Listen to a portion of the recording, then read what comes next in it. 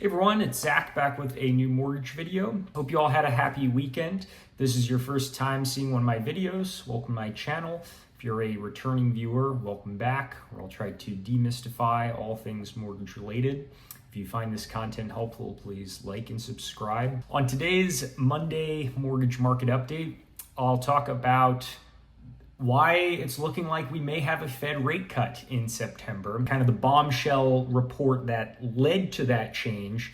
And then I'll talk about why tomorrow we have a report that could be similarly significant. Let's go back. I've shot a few shorts, but I want to really dive into this in detail. Friday, the 1st, we had probably the biggest jobs report of the month, which is both unemployment rate and non-farm payrolls. Unemployment rate lately has been very flat, so that doesn't really change things when that comes in. But non-farm payrolls has been really significant and has come in higher than expected the past few months, and mortgage rates have gotten worse as a result of it. Well, on this last report, we had not only July's month come in lower than expected by about 30,000, but the previous 2 months, where we had seen mortgage rates get worse on the back of stronger than expected numbers, they got revised way, way down from over 100,000 to like 20,000, both of them. So naturally, huge reversal in momentum from that, where you're kind of making up for not only this bad report, but also the previous 2 months of reports. And we had probably the best day in terms of mortgage rate improvement of this year, for sure. Now, last week we saw a little even more improvement without really any data to explain it, showing how significant that report is. Usually the opposite happens. You have a really big improvement day, and then there's some natural pullback. In this case, the momentum continued on despite no real new information. And what has happened since this report is we've gone from a place to where we were around 50-50 for whether we'd have a Fed rate cut or a rate pause in September. And in fact, I think at the lowest point, we were like 60-40 more so in the favor of a rate pause, to now we've been over 90%. And that's come down a little bit, but still, as of this recording, 86% likely rate cut in September. With that said, very important report, I think, tomorrow in the Consumer Price Index report for this past month. Why this is significant?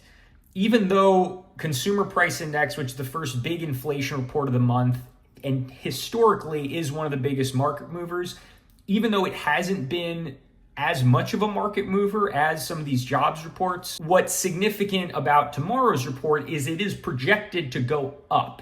Inflation, both core and headline, are expected to rise. And the expectation is that that is due to tariffs.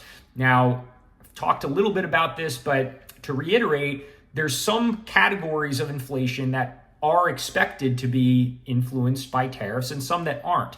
And maybe more important than the categories that are affected by tariffs, which you can reverse. You can change the tariffs to pull them back if inflation does rise. The stickier parts, things like shelter, if those remain elevated, there's not a whole lot you can do. So in some ways, those are the more significant pieces.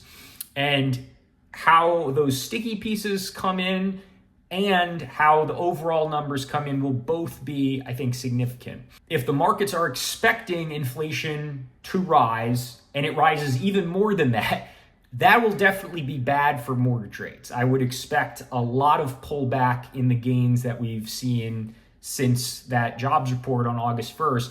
If we get lower than expected inflation, it might actually not have that positive an effect unless it comes in way lower than expected. Then it probably would. But I think we're in a place where the next big report, whatever it is most likely going to cause a little bit of rate pullback. We will see. Of course, it will depend on where it comes in relative to expectations and what some of the underlying metrics show in terms of, are tariffs the main reason for inflation going up, or are some of the stickier pieces of inflation unaffected by tariffs going up or just not dropping very much? So that'll be very important. There are some other inflation reports coming out this week as well, but I would expect CPI to be the biggest one until probably the next round of the big job reports that we get, namely non-farm payrolls and unemployment rate.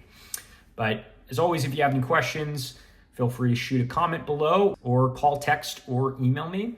But thanks everyone for tuning into this video, and I will see you next time.